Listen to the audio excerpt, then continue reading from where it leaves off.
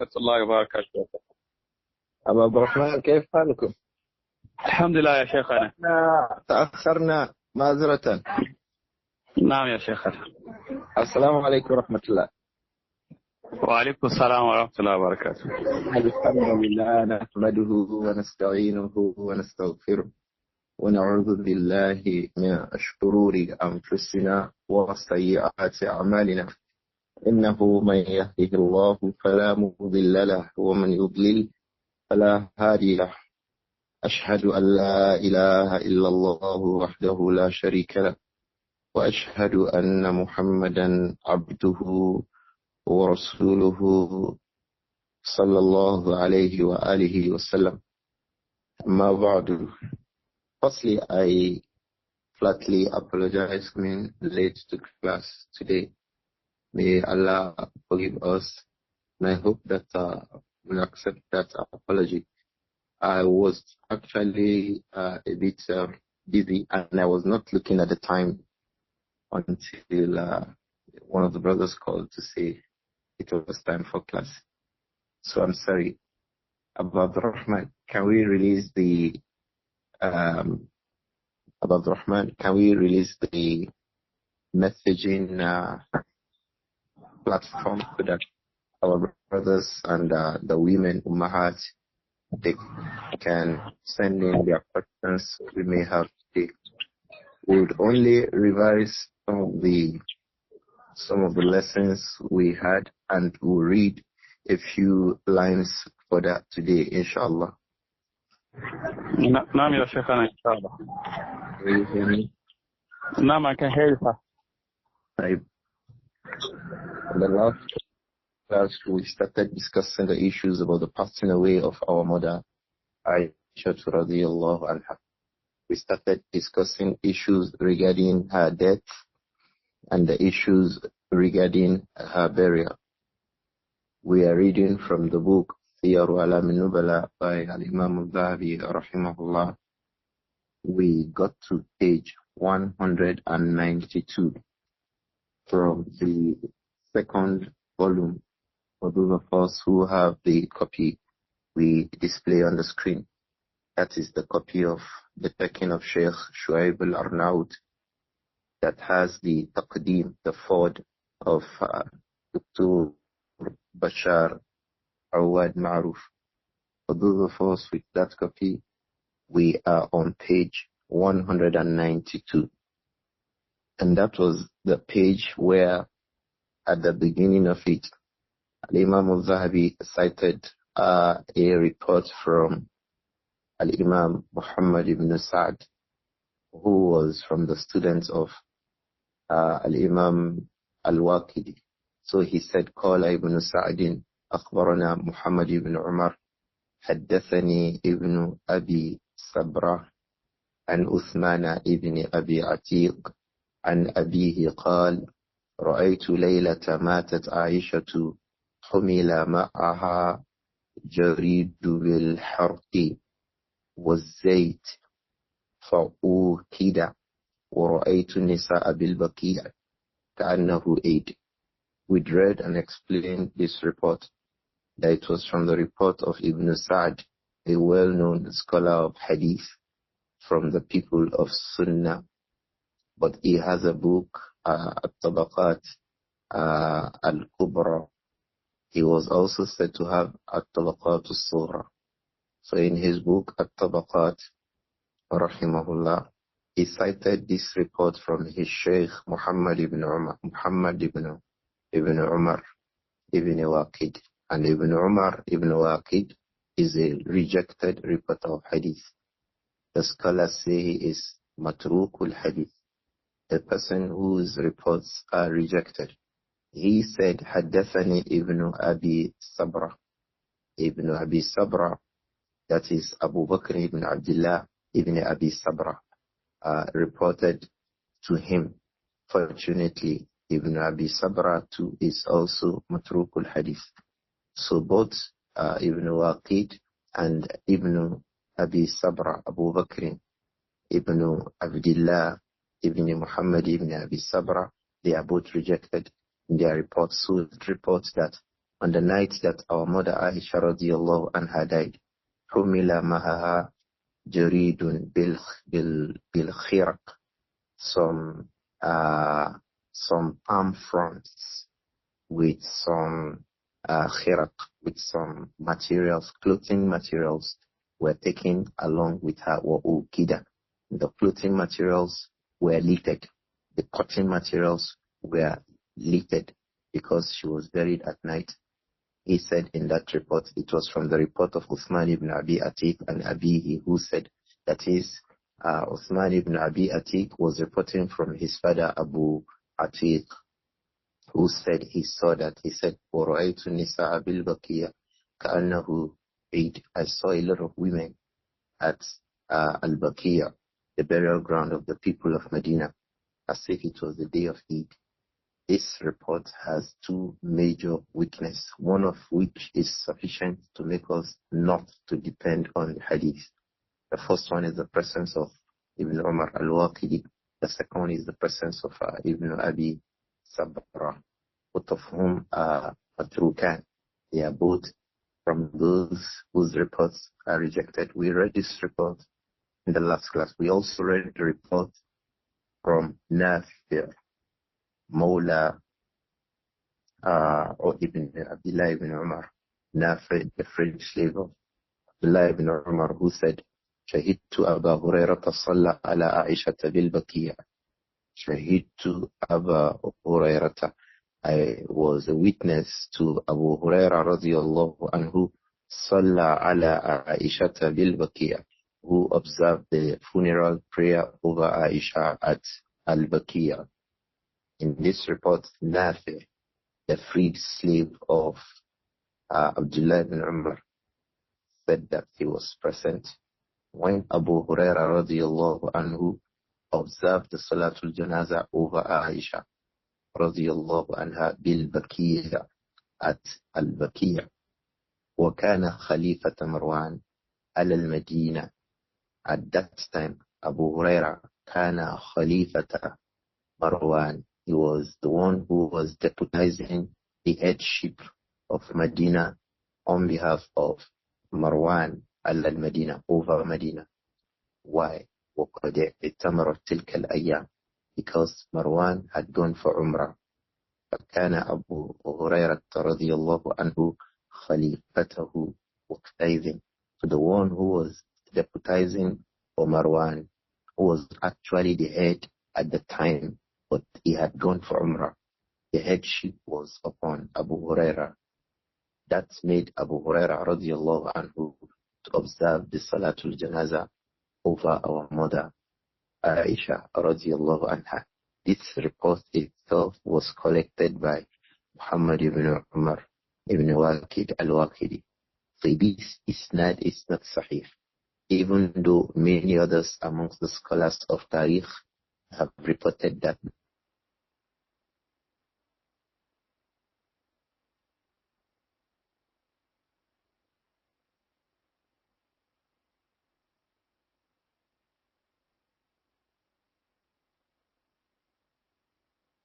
the person who observed Salatul Jarrah. We also read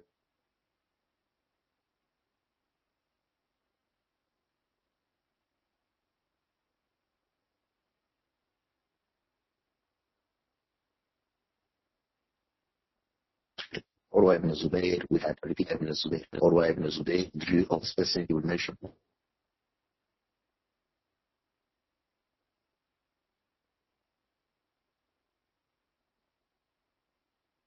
Āishah radiallahu anha. So he witnessed students with Āishah as a on.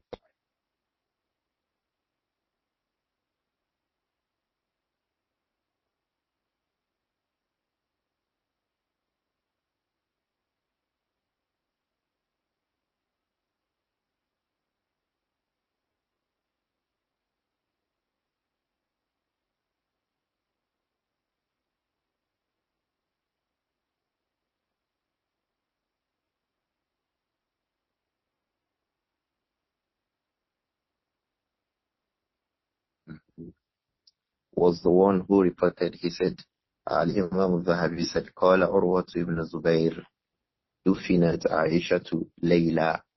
Āishah radiyallahu anha was buried in the night.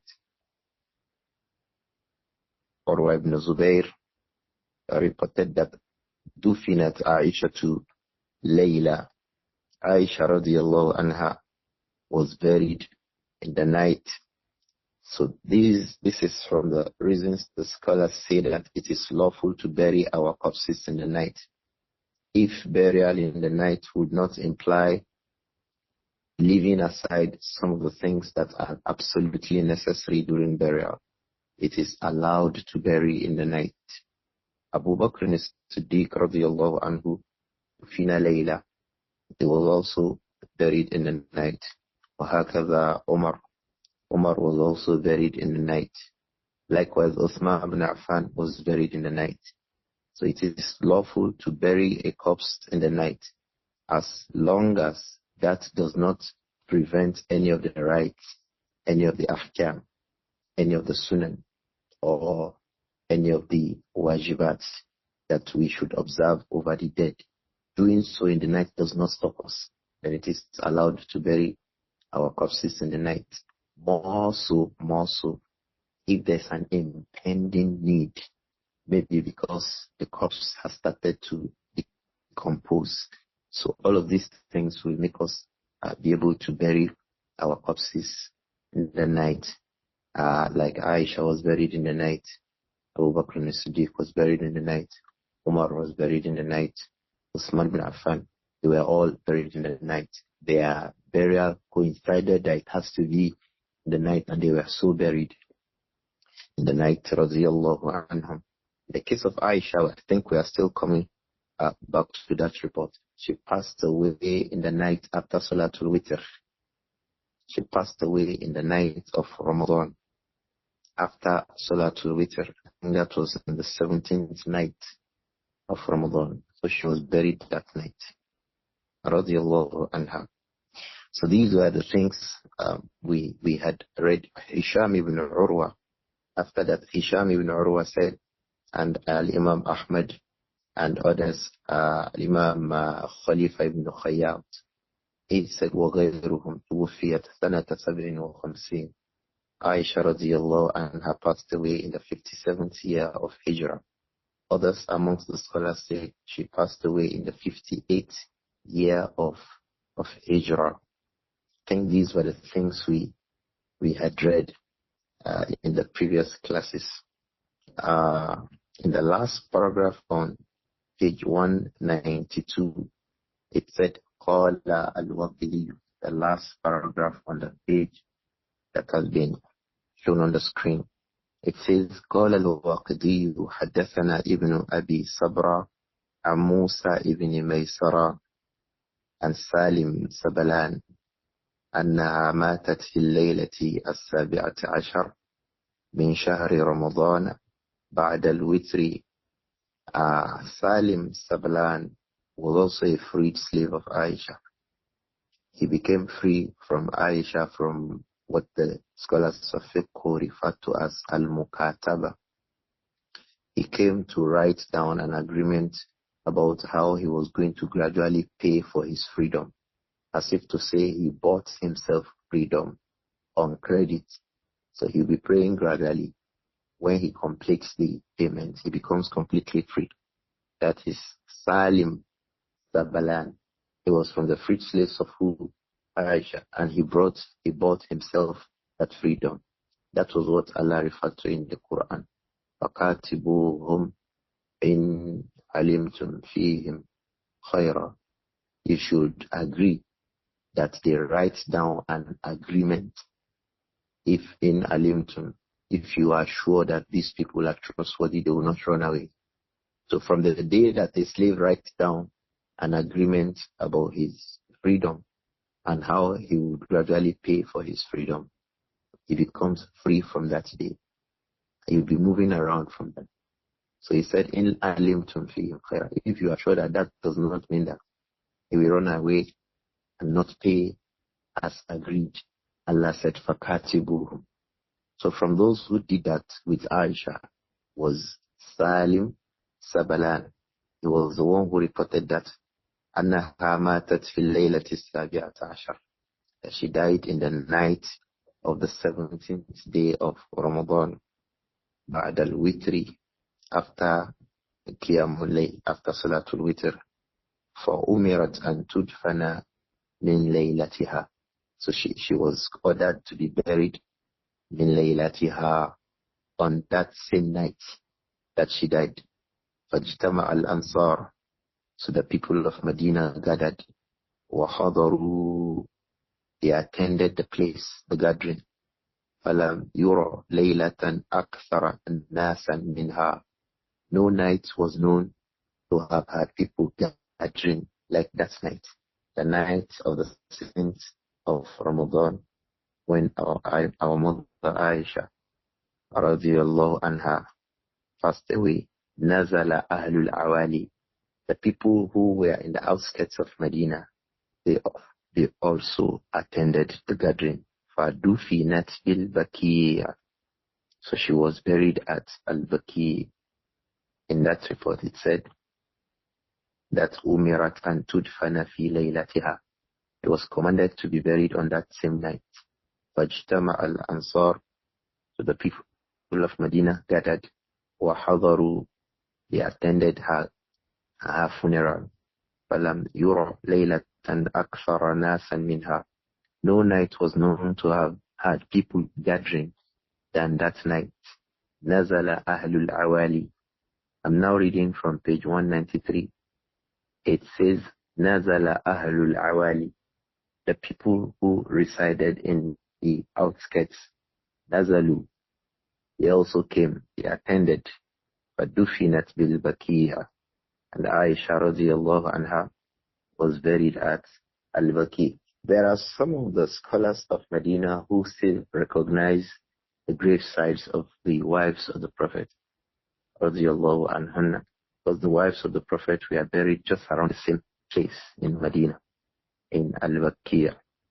There are people who, some of the scholars who still recognize these places. They will say this was where Āishah, Maimuna, and so were buried. This was where Uthman was buried. This was where Umar was buried. Because don't forget, Umar was buried with the Prophet alayhi salatu wasalam and Abu Bakr as-Siddiq. So the rest of them, Uthman, Abu Huraira, the place also, in fact, even for those who came later, like Al-Imam Malik, his place where he was buried, they are still recognized in Al-Baqi'. They were all buried in Baqi', rahimahumullah. It also said that Ismail, in the next paragraph on page 193, it says that Ismail ibn Abi Khalid and Qais قالت عائشة رضي الله عنها وكانت تحدث نفسها أن تدفن في بيتها. عائشة رضي الله عنها كانت تحدث نفسها أن تدفن في بيتها. She would ordinarily recall and say to herself, desire that and tudfanna fi baytiha, that she should be buried in her room, in her apartment, just like the Prophet sallallahu alaihi wasallam, so that it would be that she was buried along with her beloved husband, the Messenger of Allah sallallahu alaihi wa alihi wasallam. فقالت إني أحدثت بعد رسول الله حدثا. But she would then later say, إني أحدثت, I had committed an error. بعد رسول الله حدثا, I had committed a serious error after the Prophet Muhammad sallallahu alayhi wa sallam. Idfanuni ma'a azwajihi. So people, if I pass away, bury me where his wives were buried. فَدُفِنَتْ بِالْبَقِيعِ رَضِيَ اللَّهُ عَنْهَا. And so she was buried at Al-Baqi'. May Allah be pleased with her. قُلْتُ. Al-Imām Adh-Dhahabi rahimahullah said, قُلْتُ, I say, تَعْنِي بِالْحَدَثِ. What she referred to when she said she committed an error was مَسِيرُهَا يَوْمَ الْجَمَلِ, her going out on the day of the Battle of the Camel. We had narrated this incident, what happened after Uthman ibn Affan was killed, when Āishah and Zubayr ibn Awwam and Talha ibn Ubaydillah and others among some of the scholars insisted that the first thing that should be done was to search for those who killed Uthman bin Affan. That will bring peace. But the person who had been sworn as and given the oath of allegiance as the Khalifa and Amirul Mu'mineen was Ali ibn Abi Talib. He thought differently. But let us govern and allow the people to settle down. Then we can fish out those who had partook in the killing of Uthman. So this insistence of Āishah, Zubayr and others led them to have to move to Kufa to insist that it should be that, because the bulk of those who undertook that evil of the killing of man, they came from Kufa and Basra. Some of them were actually known. So they moved to Kufa to insist that these people should be fished out. It was this incident that was usually referred to as Ghazwatu al-Jamal. They were prevented by the army of Ali ibn Abi Talib. And then there was a skirmish that was also caused by the same insurgents at the time. So the fitna for her, radiallahu anha, we narrated all of these and discussed them in details till she passed away, radiallahu anha. Āishah was displeased that she ever took that position. And this is the nature of we humans. We err. The Prophet said, sallallahu alayhi wa alihi wa sallam, kullu bani adama khatta'un. Every child, every descendant of Adam regularly makes mistakes. وَخَيْرُ خَطَّئِينَ التَّوَّابُونَ. But the best and the most righteous of those who make mistakes, they are those who make at-tawbah. Likewise, the scholars make mistakes too. That was why the Prophet said, alayhi salatu wasalam, إِذَا حَكَمَ الْحَاكِمْ فَأَصَابَ فَلَهُ أَجْرًا. If a person of knowledge and judgment gives a ruling, and then he becomes right in what he has ruled, he has two rewards. The rewards of his efforts and the rewards of rightness. And then if he makes a mistake, he said, alayhi salatu wasalam, فَلَهُ أَجْرٌ وَاحِدٌ. He still has a reward. Āishah was a human being, and she was a person of knowledge. Now she will have one reward for that mistake because she was doing it upon some jurisprudential deductions. Radiyallahu anha, together with Zubayr ibn Awwam and Talha ibn Ubaydillah. These were eminent companions of the Prophet, alayhi salatu wasalam, that he even guaranteed them al-Jannah, clearly mentioning their names to be from the people of al-Jannah. So but they heard radiyallahu anhum together with Āishah. So each time she remembered that error, she felt very bad. This shows that these were people of Iman. Because from the aspects of Iman is that you remember something regarding which you err and you still feel bad about it. The Prophet Muhammad sallallahu alayhi wa alihi wasallam said that an-nadamatu tawbah. The most important aspect of repentance is to feel sad about what you had done.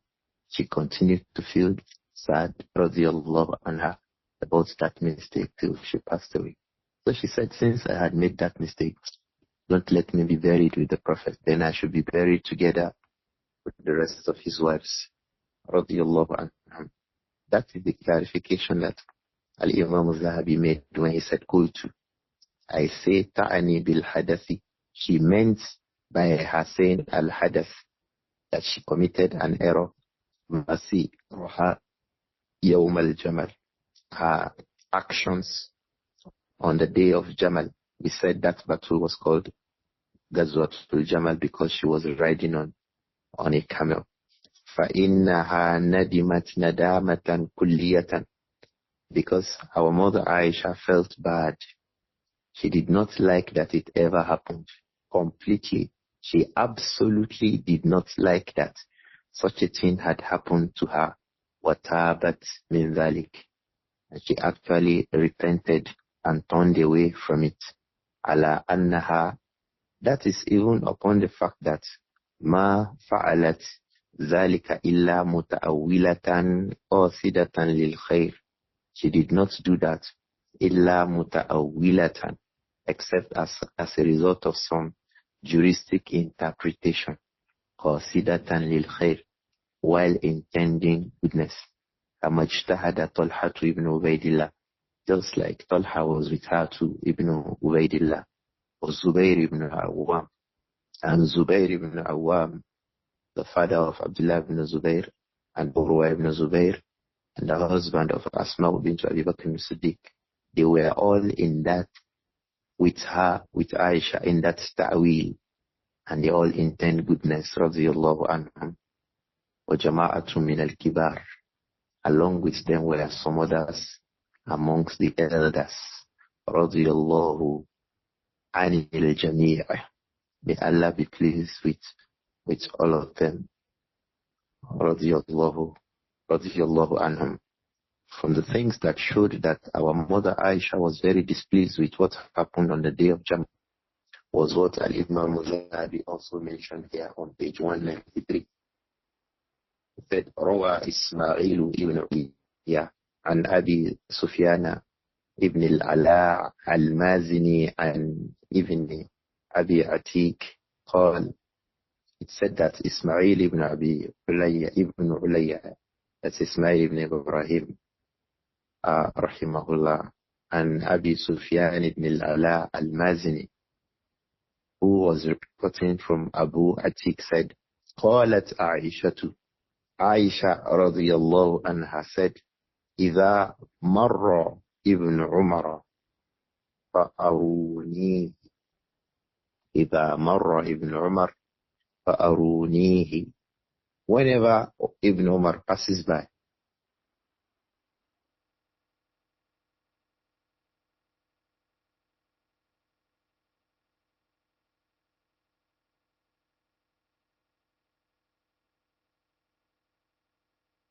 you people should tell me, let me know. And she's already aged, but she was telling the people,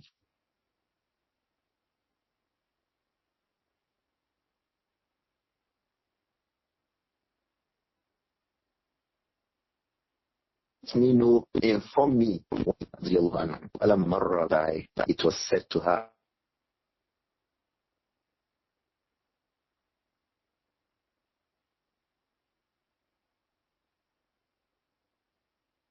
هذا Ibn Umar. This is Mother Āishah now said, radiyallahu anhu, oh my dear brothers and sisters,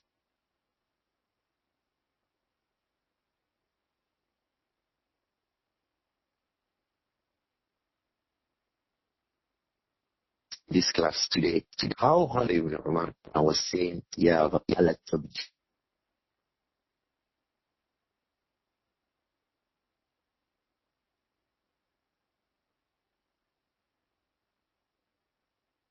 Ikram. This is calling Ibn Umar upon esteem and honor for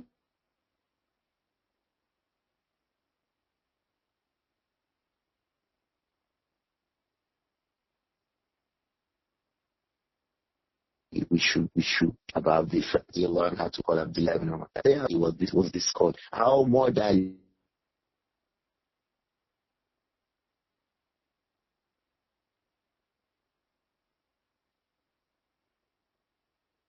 because she was also from the motherly call. So I hope that our teachers will call their students like this, Ya Abu Abdurrahman, Ya Abu Ayman. So here, our mother Āishah said, Ya Abu Abdurrahman, O Abu Abdurrahman, Ma mana'aka an tanhani am masiri. What stopped you from preventing me from that journey when I went to Basra? Why did you not prevent me? Abdullah ibn Umar said, radiyallahu anhu, Abu Abdurrahman, is ra'aytu rajulan qad ghalaba alayk. I saw a man, he had overwhelmed you. He wanted you to go. Because I saw someone insisting that you should go. So I don't want to come and say, don't go. Ikhwa, this is how the companions respect the views of their brothers. Abdullah ibn Umar respected the view of Abdullah ibn Zubayr. Ibn Zubayr felt that our mother Āishah should go. Ibn Umar felt that she should not go. And if Ibn Umar spoke to Aisha, Aisha would listen. But because Abdullah ibn Zubayr was already insisting, he does not want to cause a disaffection and a dissenting view. And it was a matter of a juristic reasoning. So Abdullah ibn Umar left Aisha to go. So when they returned, Aisha was saying, radiyallahu anha, Ya Abu Abdurrahman, ma mana'aka an tanhani amma siri. What stopped you from preventing? Why did you not prevent me? He said, radiyallahu anhu, ra'aytu an qad galaba alayk. I saw a man who had already overwhelmed you. Yani Ibn Zubayr. So that Abdullah ibn Zubayr really was pressing that you should go. So when he was already doing that, I don't want to come and start saying you should not go. This is how much the companions respected themselves when they dissent. The companions respected themselves when they dissent. In another riwayah of this author, it was said that after that statement, فَقَالَتْ عَائِشَةُ رَضِيَ اللَّهُ عَنْهَا, our mother Aisha radiyallahu anha said, Amma wallahi, Abu Abdurrahman, I swear by Allah, law nahaytani ma kharajtu. I swear by Allah, law nahaytani, if you had prevented me, ma kharajtu, I would never have gone out. If you had prevented me, I would never have gone out.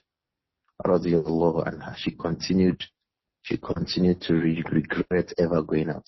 This additional report occurs in the Mustadrak of Al-Imam Hakim, that when she told Ibn Umar, why did you not tell me not to go? And Ibn Umar said, Ra'aytu rajulan ghalaba alayki, and you are referring to Abdullah ibn Zubayr. She said, radiyallahu anha, law wallahi law nahaytani ma kharajtu. If you had prevented me, O Abdullah ibn Umar, I would not have gone out. Ikhwa, there is also a point of benefit here I want us to pick. Oh, brothers and sisters, let us be a person who has people who can prevent us from something. Don't be a person who nobody can talk to you. There are people like that. They think that they have assumed status and rank in knowledge, and so nobody can talk to them. Although, too, sometimes you can think that some people are like that, but because you don't know who talks to them when they listen. You don't know, but they have. They have people who, when they say, hey, don't do this, they will not do. And they say, hey, do this, they will do. They have, but you don't know. So because you want to castigate, they say, oh, so and so person, nobody talks to him. They have. So we all should have. We should have people who talk to us. People we listen to. So Aisha said to Abdullah ibn Umar, Wallahi law nahaytani ma kharajt. If you had prevented me, I would not have gone out. Radiyallahu anha. Rabbi said it had also been reported that innaha madfunatun bi gharibi jami' Dimashq. It has also been reported that she was buried in the western end of the major masjid in Damascus. Al-Imām Adh-Dhahabi said, rahimahullah, وَهَذَا غَلَطٌ فَاحِشٌ. This is an obnoxious error. غَلَطٌ is an error, fahishun, very obnoxious, dirty, the dirty error. Lam taqdam radiyallahu anha illa Dimashq aslan. Our mother Aisha never reached Dimashq. She never traveled to Dimashq, basically. So how could she have been buried in Damascus? Wa innama hiya madfunatun bil Baqiyah. She was actually buried in Baqiyah. ومدة عمرها 63 سنة وأشهر. And muddatu umriha, the length of her age was radiyallahu anha thalas wa sittun, 63 years, wa ashhur, and some months, according to this report.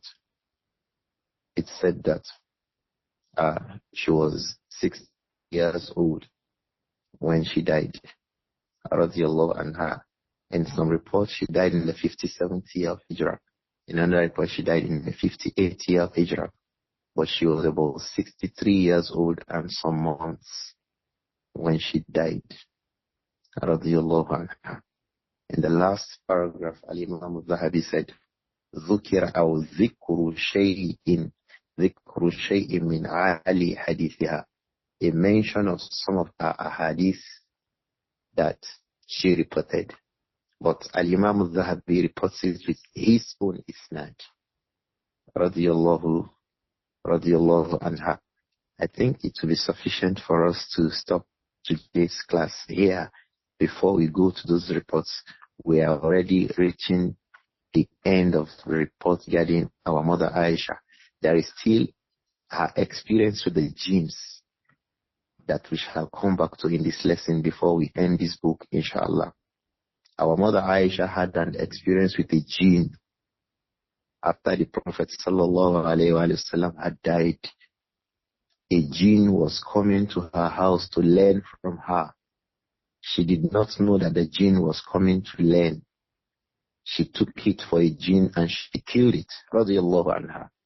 That's evidence that it is possible that a Muslim kills a jinn, male or female. We'll come back to it, inshallah. She had a dream.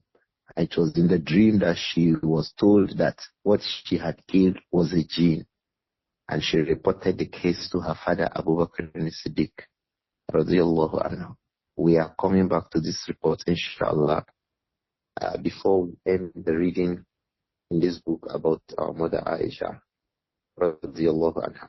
I think for the rest of the time that we have, no matter how short, we can quickly take a few questions from the lessons that we had today.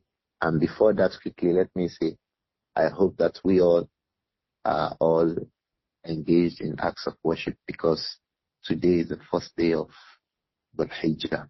So the takbirat is from the Sunnah that we should have started by now, saying that Allahu Akbar, Allahu Akbar, Allahu Akbar, La ilaha illallah, Allahu Akbar, Allahu Akbar, Walillahi alhamd.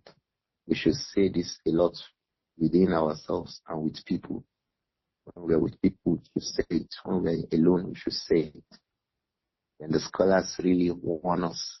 Many times when you think periods like this come, people are busy with extra deeds, with nawafil. You want to fast, you want to do sadaqah, you want to make qiyamul layl. Yes, but don't forget your obligatory deeds, your wajibat. And the biggest of them is salat. If to the time of salah, observe salah at its time, especially those of us at home. Observe salah at its time in jama'ah. Observe salah at its time in jama'ah. It is from the best of the deeds that you can observe in these days of the first 10 nights, the first 10 days of Dhul-Hijjah. May Allah accept all these deeds and forgive our shortcomings. Likewise, those of us who intend to slaughter a ram at the 10th of Dhul-Hijjah, on the day of Eid, don't forget, you should stop taking anything from your hairs or from your fingernails. Don't take anything from your hairs. Don't take anything from your fingernails or any part of your skin until after you slaughter the animal on the 10th day of Dhul-Hijjah, as it's in the hadith of Salama radiyallahu anha, that has been collected by Imām Muslim in his Sahih radiyallahu anhum. It has been reported from Ali ibn Abi Talib too, not just Salama alone. It has also been reported from Abdullah ibn Umar and others amongst the companions. So it's not a single report that some people who are far away from the science of hadith have said. How can a farmer be telling a doctor how to perform surgery? A farmer will tell a doctor how to perform surgery. A person who does not have the knowledge of the science of hadith will be telling us, will be saying to people that one hadith is not sahih because it was reported by Salama alone. Who told you that it was reported by Salama alone? There are reports from Ali, there are reports from Abdullah ibn Umar. They all say that the Prophet sallallahu alaihi wasallam prohibited taking our hairs and our fingernails and anything from our skin if we are slaughtering animals on the 10th day of Dhul-Hijjah. This is not talking about Hujjaj. The rulings about those of us at Hajj is different from the rulings of those of us at home. So don't mix it up together. If you are at home and you are slaughtering a ram, don't take anything from your fingernails, from your hairs until you have slaughtered your ram.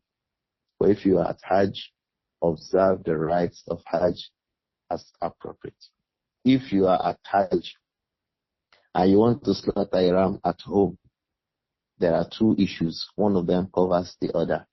The first issue is that the rights of the pilgrim, the Hujjaj covers you, and that is overwhelming ruling over you.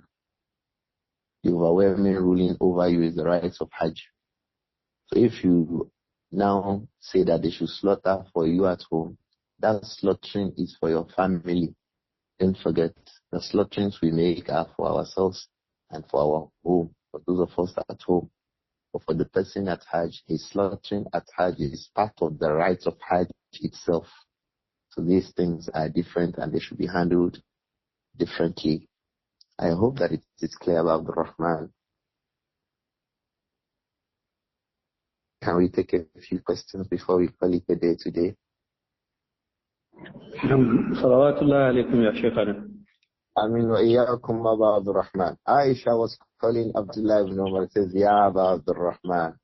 And then I remembered you. No, ya Shaykhana. Now, Amin wa fiikum barakallah.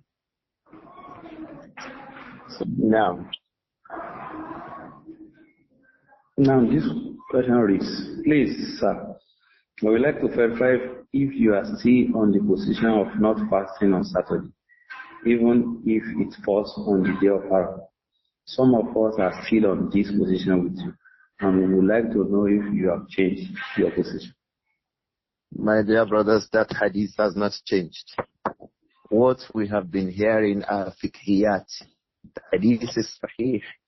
And the ahadith, the statements they bring to reject that hadith, they do not stand in the face of that hadith.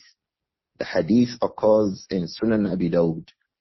The Prophet said, sallallahu alayhi wa sallam, he says, La tasumu yawm as-sabti illa fi mafturidu alaykum. Do not fast on Saturdays except a fast that is compulsory on you. So if you don't, what is exempted that for which we can fast on a Saturday is a fast that is compulsory. So if you say tomorrow is Yawm as-Sabt, a Saturday, and you want to fast the first 10 days of the Hijjah, a question I'll just ask you is that fasting compulsory? You will say no. Yes, to stop fasting. Then don't fast. Because you're only allowed to fast on Saturdays if the fast is compulsory. It is al-istisna'u fi siyaqi an-nahi. Do you understand? It is an exemption in the context of a prohibition. What does it make ifada of? Do you understand? It means don't fast. All supererogatory fasts are prohibited. There is a similar case in it that we follow. We have been prohibited from fasting on the day of Eid. So when we talk about fasting on the first 10 days of Dhul-Hijjah, does it include the days of Eid? Does it include Yawmul Nahari, the best day of Yawmul Hajj al-Akbar, the best day on the earth, Yawmul Nahar? hadith is clear. The best day on the earth is Yawm al-Nahar. So can we say the best day on the earth is Yawm al-Nahar? We have to fast. We will say no. The reason why we can't fast on Yawm al-Nahar is that there's a prohibition from the Prophet for fasting on the days of Eid. Alayhi salatu wasalam. Don't fast on the day of Eid. So the same thing, we say there's a prohibition, don't fast on a Saturday, except that fast, then it's compulsory. So when we say fasting in the first 10 days of the Hijjah, there are two things we will remove because of hadith. We will remove the day of Eid. We will also remove Saturdays. Why? Why do we remove the days of Eid? There's a hadith, don't fast on the days of Eid. Why do we remove Saturdays? There's a hadith, don't fast on Saturdays unless that fasting is a compulsory fast. But the Prophet ﷺ did not just لا تصوموا يوم السبت إلا فيما افترض عليكم. There is a tawqid connected to it. There is an insistence on it. He said even if you have to employ the back of a tree to be sure, to eat the back of a tree to be sure that you are not fasting on a Saturday, you must ensure that you are not fasting on a Saturday. And that is the hadith of Abdullah ibn Busrin, the hadith of Al-Busrin. It was reported by Abdullah ibn Busrin. The hadith is not a single hadith as some people say again. I've repeatedly said it. How can a farmer tell a surgeon how to conduct a surgery? People who, Allahu Alam, they are not so exposed to the science of hadith. They say it was reported by one person alone. No. Abdullah ibn Busrin reported it. His father Busrin reported it. And his aunt or his sister also reported there. But four of them who reported that hadith. Because the Prophet made that statement in their house. In fact, in the report of Abdullah ibn Busrin, he said when the Prophet was telling me this, he held my hand. And he was saying that to people in Sham. Abdullah ibn Busr was saying that to people after the death of the Prophet in Sham. The Prophet held my hand and said, Abdullah, make sure you don't fast on Saturday except that fasting is compulsory. So some people say, who took that opinion? Do you think Ibn Busr will fast on a Saturday?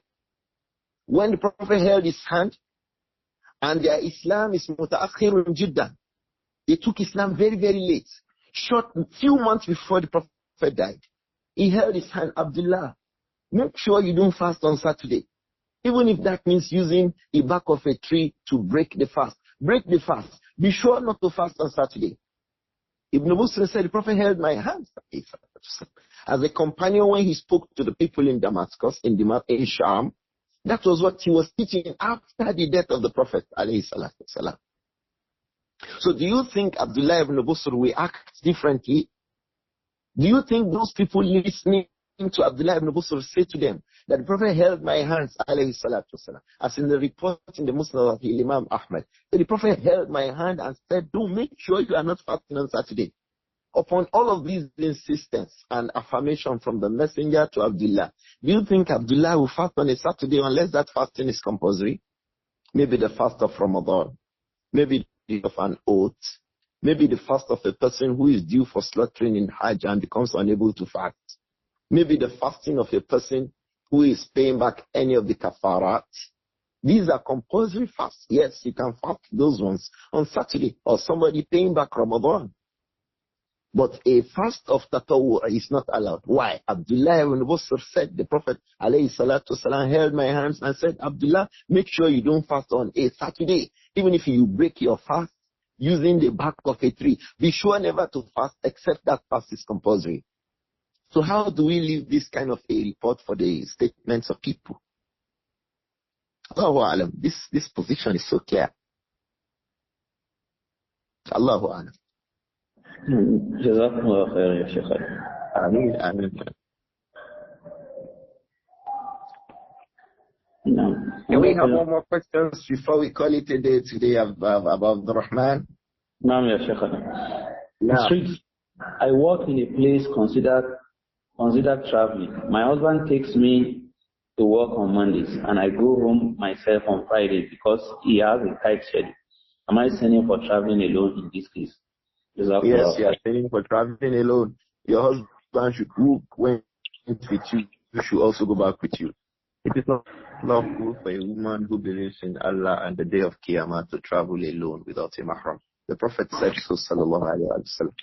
It occurs in a hadith with many companions. Abu Huraira reported it, Abu Sa'id al-Khudri reported it, Abdullah ibn Abbas reported it, Abdullah ibn Umar reported it. The hadith are collected in Sahih and Muslim. Abdullah ibn Amr ibn al-As reported it. It's unlawful, don't travel alone without a mahram. Your husband should make an arrangement that will not make you travel alone. Allahu A'lam. Jazakallah khairan, Shaykh. And how we call it today, Abu Abdurrahman. Shaykh. Assalamu alaikum wa rahmatullahi wa barakatuh. Wa alaikum assalam wa rahmatullahi wa barakatuh.